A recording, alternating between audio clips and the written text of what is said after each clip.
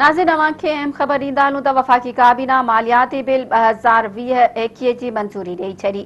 काबीना मुलाज़िमनि जी पघारुनि ऐं पेंशन में 10% वाध जी मंज़ूरी ॾिनी।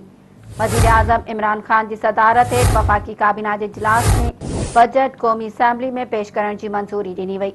ज़रियनि जो चवणु आहे त काबीना मोबाइल फ़ोन ते टैक्स जी बि मंज़ूरी ॾेई छॾी।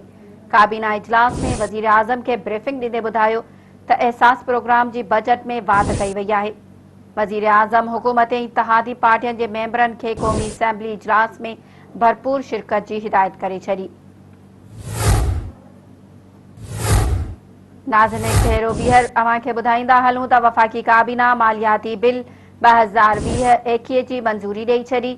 काबीना मुलाज़िमनि जी पघारुनि ऐं पेंशन में 10% वाध जी मंज़ूरी ॾिनी। वज़ीर आज़म इमरान ख़ान जी सदारत हेठि वफ़ाक़ी काबीना जे इजलास में बजट क़ौमी असेंबली में पेश करण जी मंज़ूरी ॾिनी वई। ज़रियनि जो चवणु आहे त काबीना मोबाइल फ़ोन्स ते टैक्सिस जी बि मंज़ूरी ॾेई छॾी। काबीना इजलास में वज़ीर आज़म खे ब्रीफिंग ॾींदे ॿुधायो त एहसास प्रोग्राम जी बजट में वाध कई वई आहे। वज़ीर आज़म हुकूमती ऐं इत्तहादी पार्टियुनि जे मेंबरनि खे क़ौमी असेंबली इजलास में भरपूर शिरकत जी हिदायत करे छॾी।